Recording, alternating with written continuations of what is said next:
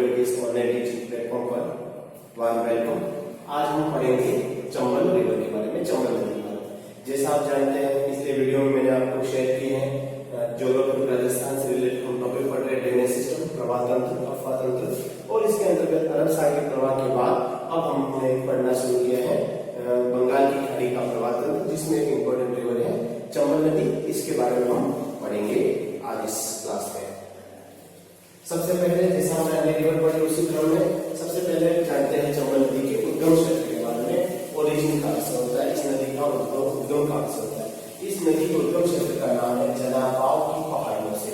यह नदी मध्य प्रदेश राज्य के इंदौर जिले के मऊ क्षेत्र के निकट जनाबाव की पहाड़ियों से यह नदी निकलती है। और जैसा मैंने पीछे आपको बताया मध्य प्रदेश से जैसे माही नदी, वैसे ही इस रिवर के बारे में भी कि ब्रॉडली देखें कि जनाबाव पहाड़ी भी कहाँ आ रही है, तो विंध्य पहाड़ियों से आती है। यानी कि सामान्य ऑप्शन हो सकता है कि चंबल नदी कहाँ से निकलती है। ऑप्शन हो गए कि अरावली की पहाड़ियों से, विंध्याचल की पहाड़ियों से, सतपुड़ा की पहाड़ियों से, पश्चिम घाट की पहाड़ियों से या पश्चिम घाट पर्वत से। तो हमारा आंसर क्या होगा, विंध्यन पहाड़ियों से, विंध्याचल पहाड़ियों से। यानी कि हमें ब्रॉडली ये भी पता होना चाहिए जिस जनाबाव की हम बात करें वो किस पर्वत श्रेणी के अंतर्गत आता है, तो विंध्याचल पर्वत श्रेणी का आगे। फिर बात करते हैं ड्रेनेज की, बहाव की। तो यह जो नदी है ये सबसे पहले मध्य प्रदेश क्षेत्र में बहती है। मध्य प्रदेश से इसका उद्गम है, दक्षिण से उत्तर जो इसका प्रवाह है मध्य प्रदेश में बहकर 84गढ़ नाम स्थान चित्तौड़ जिले में 84गढ़ जो स्थान है वहां से यह नदी जो है राजस्थान में प्रवेश करती है। फिर राज्य में बहने के बाद यह नदी उत्तर प्रदेश राज्य में प्रवेश करती है और उत्तर प्रदेश में बहकर यमुना नदी मिलती है और जिस स्थान के समीप मिलती वो है इटावा। इटावा के समीप यह नदी चंबल नदी जो है हमारी वो यमुना में मिल जाती है। यानी कि इस नदी के प्रवाह में 3 राज्य आते हैं, पहले मध्य प्रदेश, फिर राजस्थान और फिर उत्तर प्रदेश। और उत्तर प्रदेश में जाकर यमुना नदी में मिलती है। यमुना की एक सहायक नदी है चंबल नदी, और जिस स्थान पर मिलती है उसे हम कहते हैं वो जो क्षेत्र है वो है इटावा के समीप मिलती है। ठीक है, अब थोड़ा सा यहाँ पर राज्य में इसके प्रभाव को थोड़ा डिटेल में अपन जाने तो यह नदी राजस्थान में पूर्णतः 6 जिलों में बहती है। सबसे पहले चित्तौड़गढ़, चित्तौड़ के बाद कोटा, कोटा के बाद बूंदी। चित्तौड़, कोटा, बूंदी, सवाई माधोपुर, करौली और धौलपुर, ये 6 जिले हैं। क्रम से पुनः एक बार मैं रिपीट कर रहा हूँ, चित्तौड़गढ़, कोटा, बूंदी, सवाई माधोपुर, करौली एवं धौलपुर इन जिलों में यूपी में प्रवेश करती है। और सवाई माधोपुर से लगा के करौली होते धौलपुर तक, सवाई माधोपुर, करौली, धौलपुर इन 3 जिलों में यह नदी का जो बहाव अपन देख रहे हैं इसके एक तरफ राजस्थान है और एक तरफ उत्तर प्रदेश। यानी कि चंबल नदी के द्वारा 2 राज्यों की सीमा निर्धारित होगी। सवाई माधोपुर से लेकर धौलपुर तक यह नदी जो बह रही है वो राजस्थान और उत्तर प्रदेश की सीमा पर बहती है। ये काफी इंपॉर्टेंट फैक्ट है क्योंकि सबसे लंबी अंतरराज्यीय सीमाओं में से एक बना ली है भारत में। राज्यों की सीमाएं नदी से जो सीमा निर्धारित उसमें लंबी सीमा जो है राजस्थान यूपी की चंबल नदी के द्वारा निर्धारित हो गई है।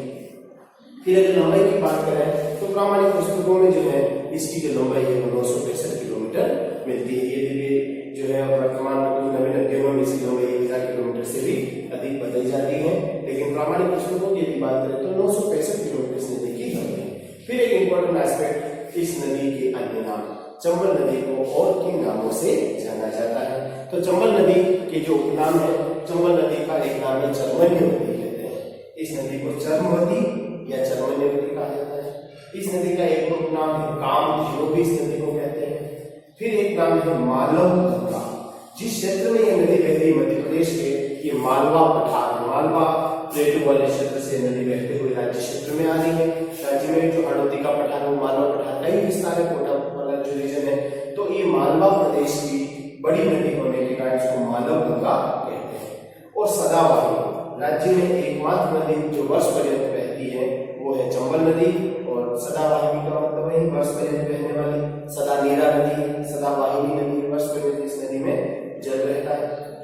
तो इस नदी के 4 उपनाम हो गए, चर्मण्यवती, कामधेनु, मालव गंगा और सदावाहिनी।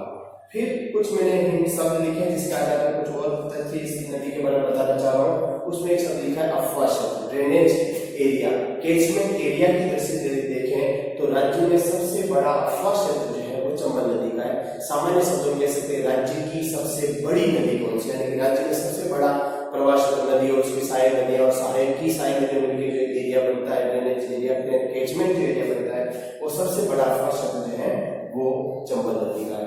राज्य के लगभग 20% से अधिक क्षेत्र पर चंबल और उसकी सहायक नदियों का प्रवाह क्षेत्र है। फिर एक शब्द लिखा है चूलिया जलप्रपात। इस नदी पर एक प्रमुख जो है जल प्रपात बनता है, वाटरफॉल बनता है चित्तौड़ जिले में ही जो है हमारा ये जो चित्तौड़ जिले में भैंसवाड़गढ़ तहसील का जो क्षेत्र है, भैंसवाड़गढ़ के समीप भी जो है प्रमुख जलप्रपात है चंबल नदी पर, जिसका नाम है चूलिया जलप्रपात। इसकी जो हाइट है वो लगभग जो है 18 मीटर है, 18 मीटर ये जलप्रपात जो है हाइट है, इतनी ऊंचाई से जल जो है नीचे गिरता है। प्रमुख प्रसिद्ध है चूलिया जलप्रपात, चित्तौड़ जिले के अंतर्गत आता है। फिर एक शब्द लिखा है बीहड़ रेवेंस। जो चंबल नदी है, देश भर में कई चंबल से कई बड़ी नदियां भी हैं, लेकिन रेवेंस के बनाने में बीहड़ निर्माण में यानी कि जो खंडित जो भूमि बनती है नदी के तीव्र प्रवाह से, तो ऐसा जो बीहड़ प्रदेश या अवनालिकाएं जो बन जाती है नदी की गहराई के कटाव से, लंबवत कटाव से नदी के प्रवाह क्षेत्र में गहरी नालिकाएं और नालिकाएं खड्डे बन जाते हैं। ऐसा जो बीहड़ क्षेत्र है वो देश में सबसे ज्यादा बीहड़ भूमि किस नदी के कैचमेंट में है, तो ये भी किसके है, चंबल नदी। चंबल नदी देश में बीहड़ निर्माण के लिए कुख्यात है। बेडनोन है या बीहड़ विस्तार किस नदी की विशेषता है, तो चंबल रिवर की विशेषता है। अब हम इसके बाद जानते हैं चंबल की जो प्रमुख सहायक नदियां कौन कौन सी हैं। एक डायग्राम के माध्यम से चंबल की जो सहायक नदियां हैं उसके बारे में अब हम जानते हैं।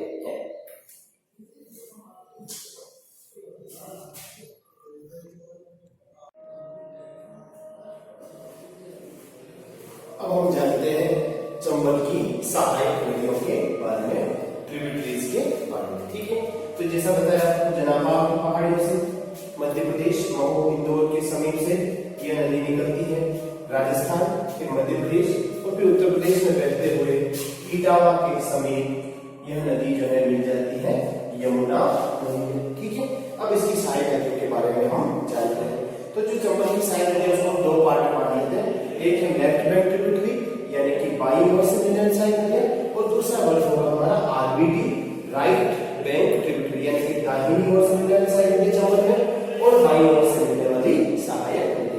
पहले बात कर लेते हैं एलबीटी की, बाईं ओर से नदियां सहायक नदियों से मिलती है।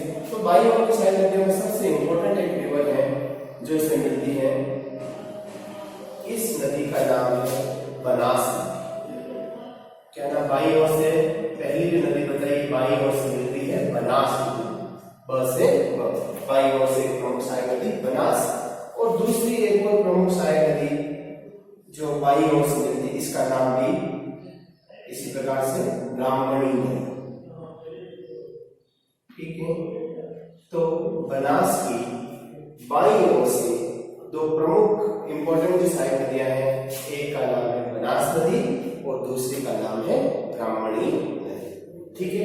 बनास नदी का उद्गम कहां से होता है, तो इसके उद्गम स्थल का जो बिल्कुल पर्टिकुलर जो स्थान है वो तो है वेरों का मठ का स्थान, राजसमंद जिले में वेरों का मठ।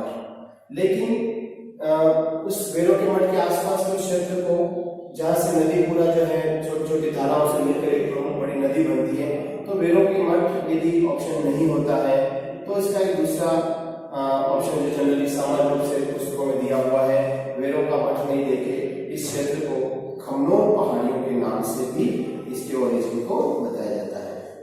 हालांकि पर्टिकुलर स्थान वेरों का मठ होगा, किंतु यदि ये ऑप्शन नहीं है तो दूसरा निकटतम जो इसका आंसर है खमनोर पहाड़ियां।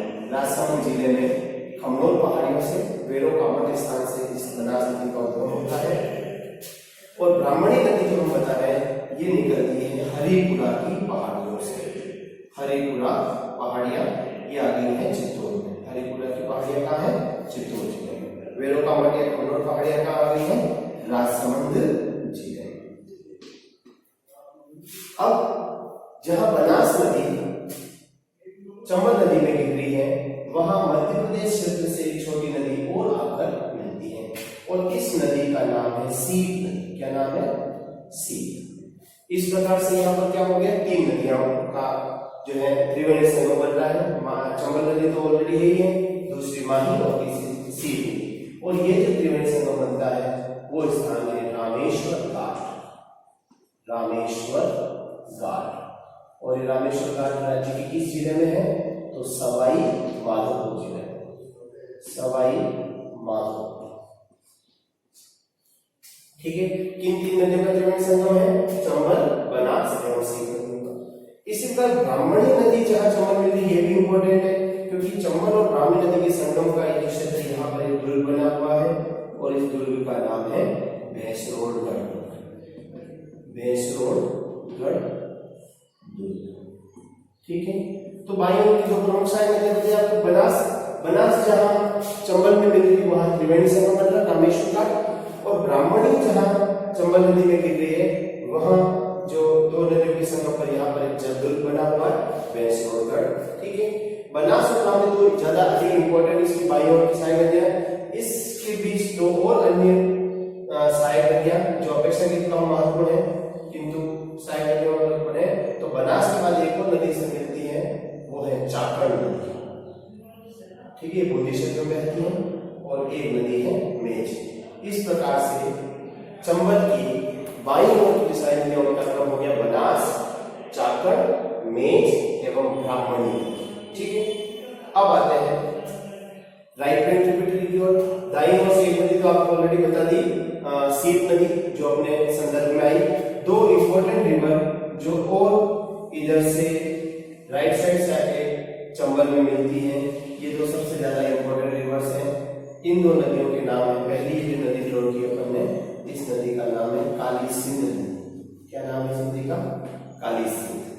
और एक और नदी जो अगली है वो है पार्वती नदी। ठीक है।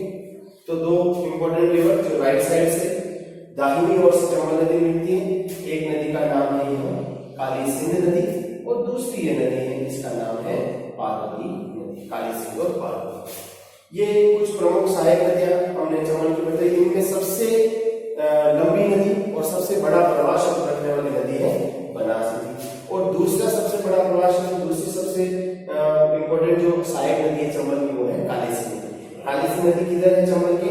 तो राइट साइड में है, दाहिनी ओर से मिलती है, और बनास किधर से मिलती है? तो बाईं ओर से। काली सिंध की दो प्रमुख सहायक नदी और अपन यहाँ पढ़ ले। तो काली सिंध की एक प्रमुख सहायक नदी चंबल की सहायक काली सिंध, और काली सिंध की एक प्रमुख सहायक नदी है, इंपॉर्टेंट नदी है परवन नदी। काली सिंध की सहायक नदी का क्या नाम है? परवन। और एक छोटी और एक नदी इसमें आपको मिलती है, लेकिन ये भी कई बार पूछी जाती है और महत्वपूर्ण है, आपू नदी। तो काली सिंध की दो प्रमुख सहायक नदी आपने और यहाँ बता दी है, एक काली सिंध में मिलती है परवन नदी और दूसरी है आपू नदी। इस सहायक नदियों में एक और पार्ट अपन लेंगे, बनास की कुछ प्रमुख सहायक नदियों को पढ़ेंगे क्योंकि बनास की इंपॉर्टेंट रिवर होती है। बनास में एक नदी आकर मिलती है जिसे इसके उद्गम क्षेत्र में तो कहा जाता है आयन नदी। क्या कहते हैं? आयन नदी, जिसके किनारे में देखो बसा हुआ है, ये गोगुंदा की पहाड़ियों से इस नदी का उद्गम होता है। आयन नदी कहां से निकलती है? गोगुंदा क्षेत्र से, गोगुंदा की पहाड़ियों से, गोगुंदा हिल्स। इसी आयन नदी को जब ये उदयपुर शहर से आगे, जब ये उदय सागर झील को पार करती है, इस उदय सागर झील के आगे इसी नदी को कहा जाता है बेड़च नदी। बेड़च। ठीक है। तो बनास की प्रमुख सहायक नदी हो गई बेड़च नदी, जिसे इसके उद्गम क्षेत्र में आयन कहा जाता है। और इसी बेड़च नदी जहां पर बनास में मिल रही है, एक और नदी वहीं पर भीलवाड़ा के समय एक और नदी आगे मिलती है। इस नदी का नाम है मेनाल नदी। ये भीलवाड़ा से आती है, आरोली नामक पठार से मेनाल नदी या मेनाली नदी, मेनाल या मेनाली भी कहते हैं। इस प्रकार से हम देखें यहाँ पर भी पुनः त्रिवेणी संगम बन गया। बनास नदी ऑलरेडी है और बनास में एक नदी मिल रही है बेड़च और एक और नदी आपको मिल रही है मेनाल। इस प्रकार से बनास, बेड़च और मेनाल का त्रिवेणी संगम यह जो स्थल है यह है बिगोद भीलवाड़ा। कहां पर है ये? बिगोद भीलवाड़ा। बिगोद भीलवाड़ा डिस्ट्रिक्ट में। ठीक है। डिस्ट्रिक्ट भीलवाड़ा, बिगोद स्थान। इसके अतिरिक्त और भी कुछ ये दोनों तो बताइए। पुनः बनास की राइट बैंक ट्रिब्यूटरी होगी बेड़ज और मेना। अब इसकी जो लेफ्ट बैंक बनास की लेफ्ट बैंक ट्रिब्यूटरी है, इसमें कुछ प्रमुख नदियों में सबसे पहले एक नदी है कोठारी रिवर। कुछ और छोटी नदियां पहले मिलती है इसमें, लेकिन प्रमुख नदियों में एक नदी है कोठारी। फिर अगली एक नदी है खारी रिवर। कोठारी के बाद एक नदी मिलती है खारी। खारी के बाद एक और नदी बना लेफ्ट साइड से बनास मिलती है, इस नदी का नाम है डाई। डाई, तो यहाँ पर भी तीन रिवर हो गई है, कोठारी बनास, बनास के बाद खारी नदी और डाई नदी। तो यहाँ बनास, खारी और डाई ये भी एक त्रिवेणी संगम बन रहा है। और यह जो त्रिवेणी संगम जिस स्थान पर बन रहा है वो स्थान है टोंक जिले में राजमहल, राजमहल टोंक। तो अपन देख रहे हैं बनास नदी के क्रम में तीन त्रिवेणी संगम बन रहे हैं। पहला पिगोल भीलवाड़ा में बनास, बेड़ज और मेना नदियों का। दूसरा राजमहल टोंक क्षेत्र में बनास, खारी और डाई। और तीसरा रामेश्वर घाट, चंबल, बनास और सिंध, यानी कि तीनों जो त्रिवेणी संगम है पिगोल भीलवाड़ा, राजमहल टोंक और रामेश्वर घाट, समय तीनों में एक नदी कॉमन है, वो है बनास रिवर। ठीक है, ये हमने कुछ प्रमुख जो है सहायक नदियों को बता दिया। इसमें बनास की जो सहायक नदी है वो भी हमने इंक्लूड करी, क्योंकि बनास एक इंपॉर्टेंट रिवर है। इनके अगर ओरिजिन की बात करें तो बेड़ज नदी का उद्गम आपको बता दिया गोगुंडा की पहाड़ियों से। ब्राह्मणी जो इधर नदी पड़ी हरिपुरा के पास। मेना नदी का बताया आपको आरोली, पठार, भीलवाड़ा। कोठारी नदी जो निकलती है ये निकलती है दिवेर की पहाड़ियों से, दिवेर राजसमंद से। खारी नदी की उद्गम बरचाल पहाड़ी राजसमंद है। डाई नदी नसीराबाद के समीप से निकलती है। एक और बनास में एक और इंपॉर्टेंट रिवर आपको जो मिलती है ये है मोरेन नदी। पीछे हमने माही नदी पढ़ाई आपको, उसमें जो नदी लिखी वो मोरेन न थी और ये नदी है मोरेन। तो बनास की एक और प्रमुख सहायक नदी है मोरेन, सवाई माधोपुर क्षेत्र से बहती हुई आती है। तो इस प्रकार से ये हमने पढ़ी है चंबल की सहायक नदियों के बारे में, जिसको लेफ्ट बैंक ट्रिब्यूटरी और राइट बैंक। लेफ्ट में चार प्रमुख नदियां बनास, चाकर, मेच और ब्राह्मणी। राइट साइड से दो प्रमुख नदियां काली, सिंध, पार्वती और एक और नदी है सीन नदी। और इनकी सहायक नदियों में से ही हमने ये समझा है चंबल की सहायक नदियों के बारे में।